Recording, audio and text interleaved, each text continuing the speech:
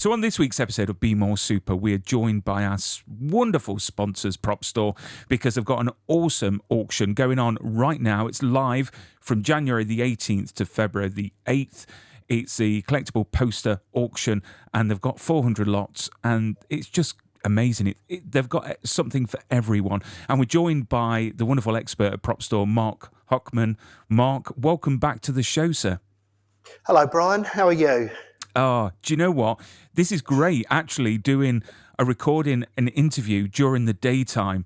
This is unheard of. It's normally 2 o'clock in the morning or 3 o'clock in the morning for me. So this is great. I actually feel wide awake. And you know what? I'm really excited about this auction because going through, all the lots, you've seriously got something for everyone. You've covered everything. So before we start talking about the individual pieces, how much work goes into getting an auction like this together with all these pieces? Normally, it's about a 6-month window from when we're already working on our next auction, which is going to be in May. We started working on that October, November time at least. Whilst one auction's running, another auction is nearly finished and what we say locked. So it is a long process, but it's because of the work and the professionalism we put into presenting these. We've got a fully printed highlights brochure with our online auction page where you go through it with your bids, your registrations. It really tells the whole picture. There's some incredible photographs on there with the zoom function so that you can see any faults. There's fantastic write-up about the posters, what's special about them, who has signed them. It's generally, I do think it's the best poster auction catalogue presentation that's available anywhere. It's absolutely fantastic, and a real credit to some of the people who work at Propstore. So they're keeping you busy and no time to put your feet up and have a nice cup of tea. So let's start talking about these wonderful items. And it's very fitting that you've got one right next to you now, which is the Raiders one on your right. If you could talk us through that piece. Well, this is by an artist called Richard Amsel. Now, this imagery is actually from the 1982 re-release. What it was, Raiders was launched in 1981, and it was a huge, huge success. And it almost ran constantly in all the cinemas for literally all the time. By 1982, they wanted to freshen it up a bit of a soft relaunch, and they got Richard Amsel to design this poster. And this poster is more in keeping with what the film is about. It's obviously the hero, played by Harrison Ford. He's got his bullwhip. Around the outside, you can see it's almost like a carved temple effect, featuring all the main characters. And, of course, the finale there when he's Harrison Ford and... what's her name?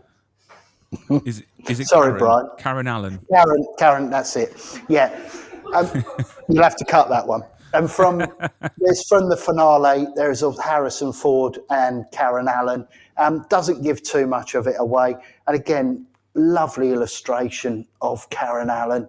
It really is, as I say, it's 1982, but the effect of the poster, the way it's been illustrated and done, it makes it look like a proper old poster. And in reality, this isn't. Condition-wise, this is one of the best I've seen. It's rolled. It is beautiful. It's perfect if you're a fan of the movie, or actually if you're probably looking to invest, because it's what we call an investment quality piece in terms of condition. Absolutely fantastic. And that is, I'm just looking on my notes, lot 160, so 160. Again, it's from an iconic series of movies, and, it's still going strong. Did you like the most recent one? Have you seen it yet? Dial of Destiny. Can I be honest? Of course you can. It was brilliant. Absolutely brilliant. I loved it from the opening. I thought the opening was really incredible. And what they're doing now with this de-aging, the CGI, I mean, it has come on. Genuinely, I was sitting there thinking, blimey, doesn't Harrison Ford look good for a man in his 70s? And it was really, really good. I just thought it was fun. It did hark back to the original, and it was a great fun movie, which is what I think this series is about. It's about popcorn. It's about action. It's about adventure, but not too serious. And I think Yeah. some films nowadays are a bit too serious in that respect.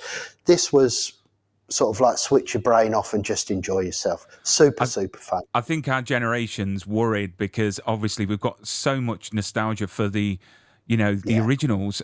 So when Crystal Skull came out, I wasn't a massive fan, but when this one came out, it just brought back all the sort of this, the secret sauce of the originals, Yeah. and it was just wonderful to watch, and the relationships on screen. I think you hit the nail on the head there when you said timing. I don't actually think the timing was right to release Kingdom of the Crystal Skull. Again, I don't think that was a hugely bad movie. I just think the timing wasn't right for it to be released. Whereas at the moment, the 1980s, as you can see from some of the other posters we've got here, is a really, really hot nostalgic period that people are harking back to, which is why I think probably Dial of Destiny was so well received, because the people who wanted to watch it really are children of the 80s. And I think that's probably the difference with Crystal Skull is it was just the wrong time. That audience wasn't quite there for it then. Yeah, definitely. Definitely. I completely agree, Mark. And then talking about another iconic series of movies, we've got Back to the Future, which, again, I've never seen this poster. So, No, yeah, if you can explain a bit about this one. this is a really, really unique and special poster, Brian. I'll explain a little bit about concept artwork, and a studio, whilst they're prepping a movie, will go to marketing. They won't just go out to one or two poster designers or logo designers. They'll go to a number and they'll run with what is the best idea. Now, Back to the Future, everybody now knows Drew Struzan's artwork, Marty standing next to the DeLorean, door open, flames coming out of the back tyres. It's an image which screams 1980s. But they also reached out to other design houses, and they must have been impressed by this poster because it actually did go to print, which is what with final designs, they would do 3 or 4 at most different designs to see what they look like in the flesh. It's today it would probably all be done on computer, but then they actually commissioned this to be printed, and then obviously decided to go with Drew Struzan's. So this is a concept poster for Back to the Future, which was never used. Now, this was a British design, and when you look at it, it's really super clever. You've got obviously the familiar Back to the Future logo, but when you go back to the 1950s, which is Marty's mum and dad, and it's black and white, which is what you would expect from that period. And then obviously tumbling through there in his familiar clothing, his life preserver, as they call it in the film, is Marty. And Marty, because he's modern, is in colour. And you can just see in the background, obviously, the DeLorean, the time machine. But yes, you can see why they went with Drew Struzan's, because it has gone on to be an iconic design. But I do think this concept would have been one that they would have been able to carry through with the other movies. And I would love to see some of the alternative movie poster artists, if they could get a license, just carry on this series of posters in this design, because I just think it's very clever. I think the black and white mixed with the colour gives it a whole new effect. And this is pretty unique. There would have been a handful of these printed just for the studio execs and marketing to choose which design they wanted. I mean, it just looks Very, very rare. spectacular. Really does. I mean, obviously, we talk about how rare things are. I mean, how many of these posters, exist? I mean, anyone that's looking to bid on this, I mean, how unique is this item? We don't know exactly how many of these were printed at the time. As I say, it would have, because this was a concept poster, it would literally be a handful. There'd certainly be no more than 6 to 8, literally printed to show the marketing execs, the studio VIPs, what poster shall we go with? And that would have been it. This was never printed as a run to go into cinemas, like some of the other concept posters we've got in the auction. This was done purely to show the people at Amblin what design should we go with. And as I say, it's a pretty unique piece. It's the first time we've ever offered one at Propstore, whether that be the UK or the US, and I'm super, super pleased to get it in. It's a great piece, really, really up close. It really is, well, Yeah, superb. I mean, I can't wait to see what it fetches at auction. I really can't because again, it is an iconic series of films, and also you Yeah, have got a signed poster available as well. So yeah, this poster we're looking at now, that is lot 32, and then you've got lot 34. There's actually a poster just full of autographs, which the autographs alone would fetch well over £1,000, well over. And then the fact that it's signed on a poster. But I just wanted to bring on screen the hoverboard that you've got yeah, available as well for one lucky winner. Which again, Michael J. Fox, he's still doing conventions, he's still signing, but it's very rare for him to do conventions and yeah, signings. But everyone who's a Back to the Future fan would love this on their wall, signed by Michael J. Fox, and it's authenticated by Beckett as well. I've got a picture of the autograph quite close up there on the screen, and that is lot number 35. And I just can't wait to see this, and I'm very, very, I'm on the nice edge on making bids on this one because I've always wanted a hoverboard. Obviously, Propstore has sold, screen use hoverboards, but unfortunately they've been out of my price range. But fingers crossed, I might make a bid on this, and I'll have my very own hoverboard on my wall. So let's go on to the next piece, and we've got the Goonies. The Goonies, everyone's favorite. Oh, before we move on to the Goonies, what's your opinion on the potential of a new Back to the Future that's going over the internet at the moment, potentially with Tom Holland? Do you know, it's one of those that I would probably say leave alone. I think as a trilogy, Yeah. it is perfect. I love Back to the Future 3. That's my favourite. The whole Western thing. I think it's so clever and well thought out. I don't know if that was the intention originally when they wrote it, but as I say, I love, and of course it's got the happy ending when Doc shoots off in the steam train, which is now the time machine. I just think it's a great series, and I just think it is one of those that don't muck about with it. It's a bit like we refer back to Dial of the Destiny earlier. I know it was talked about that Phoebe Waller-Bridge would possibly be taking on this role of an adventurer. That's fine, but make it her adventures. Yeah. Don't bring it back to Indiana Jones, because again, I don't think anybody else could play Indiana Jones other than Harrison Ford.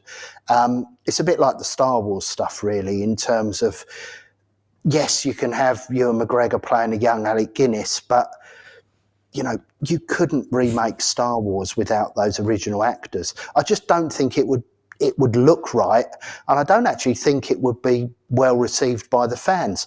It's a weird one. because in contradiction, you look at Bond and they get a new Bond in when the old Bond gets tired. But this time, since Daniel Craig hung up his license to kill, they're in a little bit of flux, really. I think they made a huge mistake killing off the character, and I don't really know where that's going to go. But no, I wouldn't be a fan of a remake of Back to the Future, if Yeah, I'm being totally they honest. should leave it alone. Our Yes, generation would pick it, and yeah, we will protest because some things are so good. They should yeah, just leave it alone. yeah, And then we're talking about the Goonies, which again another one of my favorite films. And this poster again has got so many autographs on it, and these yeah, autographs are in superb condition as well, because you yeah. often Well, what find them signing stuff quite laps. Do you know what I mean? Like street autographs, but these seem like sit down ones.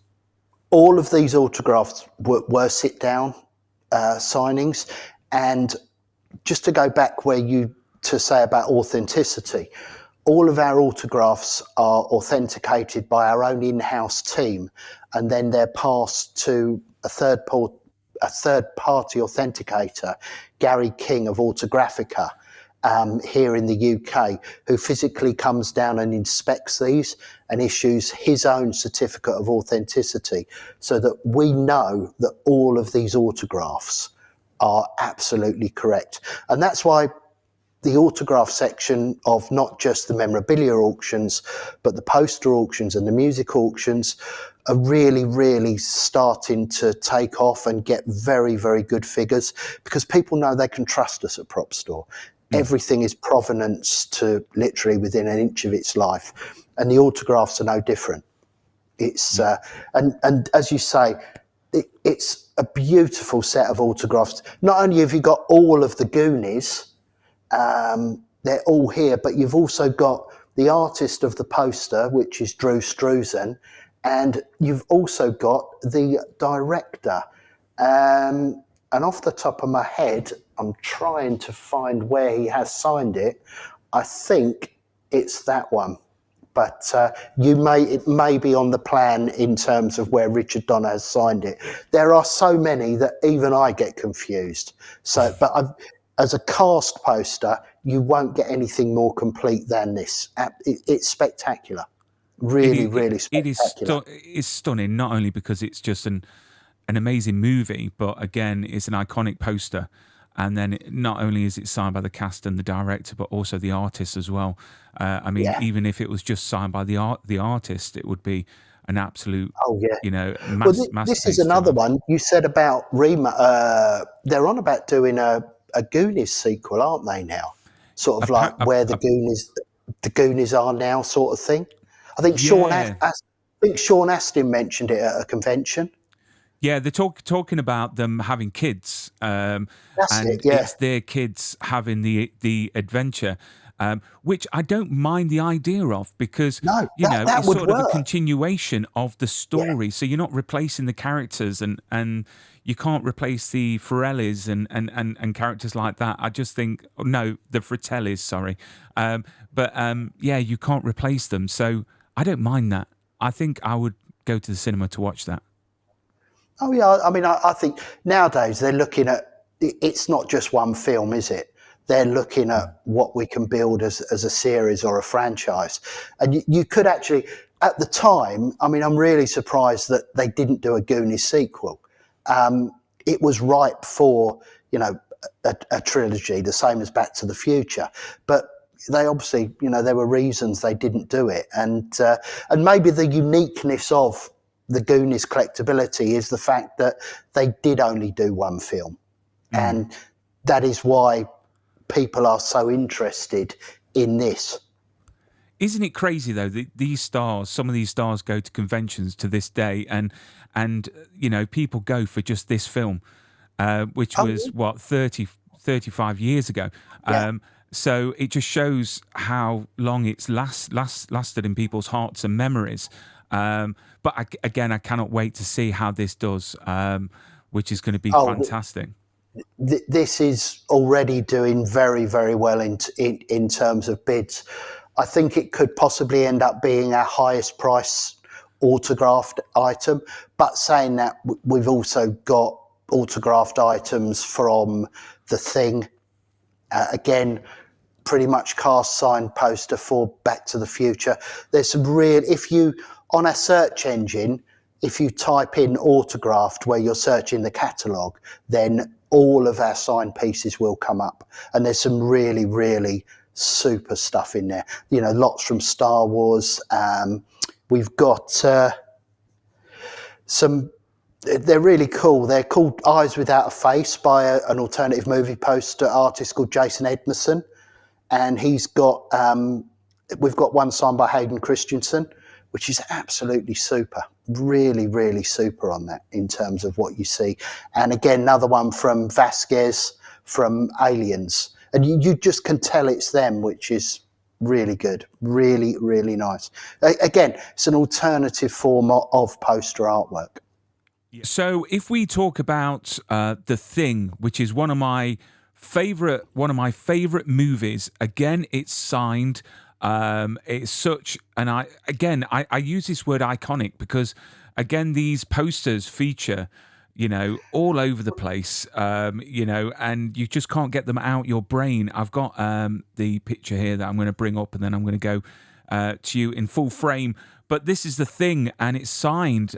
Please tell us all the wonderful things about this poster. Well, do you know, Brian, all the pretty much the posters you've chosen that are iconic to you are all by the same artist, Drew Struzan. And The Thing is no different. Obviously, Drew Struzan did Back to the Future, and he also did The Goonies that we've talked about previously. But he also did The Thing, and really, it's such a simple but brilliant design. And this, as you say, has been signed. It's John Carpenter has signed it on the body of The Thing. He's actually, which is unusual for John Carpenter, he's actually added director, but he's also put Who Goes There, and Who Goes There was the title of the original novel, which The Thing from Another World, to give it its full title, was based on when it was first made in the 1950s. So that makes that hugely desirable because Carpenter normally just signs his name. Again, this was done at a sit-down signing at a convention, so it's a lovely clear signature with clear writing. And then you have got all of the other members from the Antarctic base. You've got Palmer, who's put his character name, Fuchs, again, who's added his character name, Childs, who ends up obviously with Kurt Russell at the end of the film. Is he the Thing? Is he not the Thing? Who knows? But anyway, he's signed it and he's added his character name. They've all added their character names. Now, what I will say, it's not been signed by Kurt Russell because Kurt Russell does not do any public signings, private signings at this time. But with the success of Monarch Legacy of Monsters, which he starred in with his son, there is talk of Kurt Russell finally starting to do some of these convention signings and sit-down signings. And if he does, this is the perfect poster for him to get it signed because everybody else has signed it. So it would be a great start. It's a great piece on its own, simply because of all the cast of the director. If you can add Kurt Russell to this, it's an out of this world piece. Absolutely fantastic. Really, really nice. And this is lot number 367. And I've got to say, if Kurt does do a signing, there's going to be an extremely long line of people getting there. Escape from New York and The Thing and everything else. But that Monarch world's greatest athlete. Yeah, of course. Yeah. I mean, I've got to say that Monarch series has just been announced that they're going to do a season 2, which is great. Oh, that's good.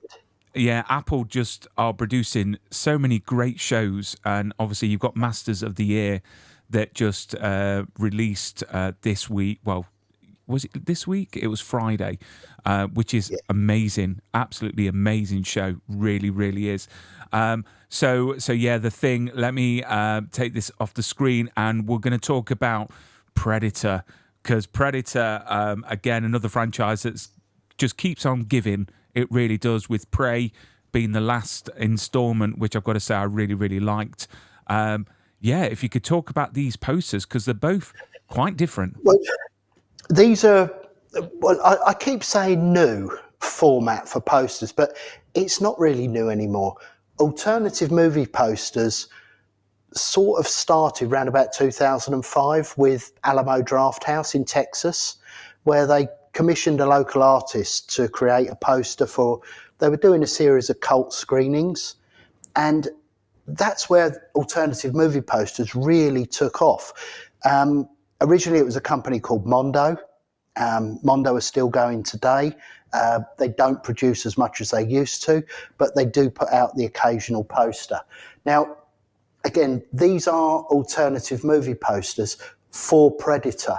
And it goes to show that how an artist can sort of reimagine, redesign something that hits with the public consciousness. And certainly with Predator, you've got the full cast here. And of course, no Predator poster would be special with it unless you've got Arnie in it. And of course, Arnie's here, followed by his group of soldiers. And looking over his shoulder, obviously he is the Predator. It's great. The greens are really, really vibrant, almost like you're there in the jungle. And then that's what's known as the regular style. And then this flips, and these are separate lots. I thought I would split them. I was tempted to put them in as a pair, but I thought, no, these could appeal to two different types of people, two collectors, or, you know, somebody who buys one will maybe buy the other. This is the variant, and it's almost like an X-ray negative image of this, of course, but it's done with the heat sensor that is so, you know, associated with the movie, where the Predator's looking out of his mask at his prey, as you call it, and it's actually got Predator and Schwarzenegger written in the language of the Predator, which a bit like what they did in Star Trek with, is it Klingon? Teach yourself Klingon. They've got their own unique alphabet for Predator. So it's really quite a clever poster, and some of the steps these studios and marketing people go to nowadays is just so clever. And it's these little things that, where it's the detail that really makes something like this super special. And I think it's great that we've been able to display them as a pair, because they just look so good together. Same image, but just so different. Yeah, I mean, again, just a great piece to own. Predator for me, you know, I can remember watching it.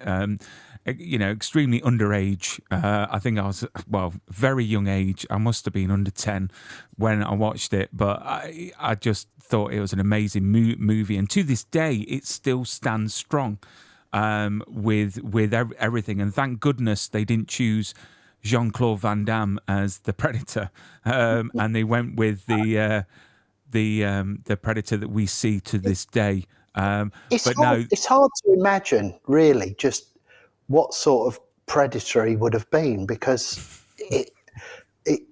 you just don't get it, even with a costume and even with what he. Look, I'm not denying he can throw a few high kicks in, but you just don't see him as a Predator. It's weird, and that, you know, to be fair, when you ask people what Schwarzenegger's favourite film is, a lot of people, other than Terminator, will say Predator. But I think if they didn't have the Predator as it is in the movies, I just don't think it would have been as successful. I think it absolutely, the Predator, as he's gone on, because obviously he's fought aliens and he's had his own TV series and stuff, it's just an iconic design, very much like Giger's Alien. Mm. I mean, an interesting fact for you about Arnold Schwarzenegger. Did you know that he earned more money than Predator and Terminator put together by making the movie Twins?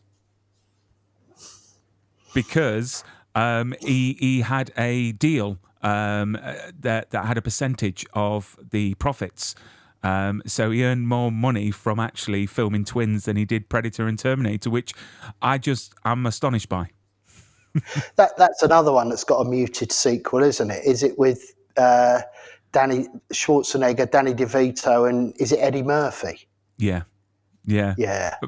But again, Predator. I mean, the one on your right, the Predator view, that is lot number 295, and I just cannot wait to see this go to auction. It's like playing a game, when it goes to auction, because bidders, they're very cautious and very conservative at the start of an auction. And then you just see it warm up and you see all the claws come out right at the end. So I advise everyone, you can see at the bottom of the screen the web address to go on to register and bid, which is www.propstoreauction.com. Get on there. And the last piece we're going to talk about is one of these movies that I've only seen, I think, once or twice because it traumatized me as a child, which is, of course, E.T., one of the greatest, movies, again, of my generation. If you can speak about it, because, again, it's signed as well, which is wonderful. Yeah. The imagery is called the Bike in the Moon imagery, which was designed by an artist called John Alvin. And at the time, this imagery, Spielberg liked it so much that they didn't use it as an actual movie poster. The reason Spielberg gave was that it gives away too much of the ending in terms of where you see E.T. flying across the moon. But probably the biggest reason was he absolutely saw the uniqueness and the beauty of the design and wanted it for what was to become his production company, Amblin. And to this day, the Bike in the Moon is the symbol for Amblin Entertainment, which is, what Spielberg used. And this is a great poster to get signed. Sometimes getting a poster signed is brilliant, but there's not many places to get a really nice, clear signature. And this, you've got the dark night sky, and then you've got the bright light blue moon, and that is perfect to get signed. And of course, here you've got Henry Thomas, who plays Elliot, riding his bike, little E.T. in the basket, bless him, and he's added phone home. You don't want any more than that. Now, Elliot's mum, Roxy, played by Dee Wallace, she's added "be good," another phrase from the film. And then you've got Michael, Elliot's brother. You have absolute power. So it's the three leading cast members. You can add, what's her name? Barrymore, that's it. This would be a great piece to add Drew Barrymore to. If she did a signing. And of course, Steven Spielberg, who has never done a sit-down signing, but I'm sure it's not long until he does a private signing. And there's real talk about 2024 being a year Spielberg sits down, because it wouldn't just be E.T., you would have Jaws. Just an incredible history, that Raiders, of what Spielberg has done. And I think it's what a lot of the actors and a lot of the directors and people involved with these blockbuster movies are now more open to these, especially private signings, in meeting the fans, and it's giving something back. And I think cinema to progress, it can't be seen as insular now, whereby you're locking stuff off. I think you see more and more now that stars, directors are integrating with the public who go and see their movies or watch them on telly. And again, he would have a very long line because he is involved in so many things. He's got fingers in all the pies. But some great lots. I mean, 400 lots. Scrolling through them, you've got everything for, as I said at the beginning, for everyone, which I think is incredible. But as you're an expert, I've got to say that I've got a few signed posters at home, and they're rolled up. I mean, would you advise people to keep them rolled up?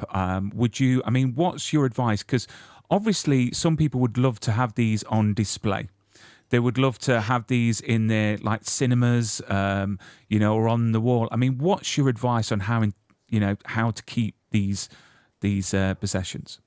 If you haven't got the room to display them, when you do display them and get them framed, make sure that they don't go through a process called dry mounting, which means the poster is sort of like heat suctioned onto board. It's just not a very good process, and it's not reversible.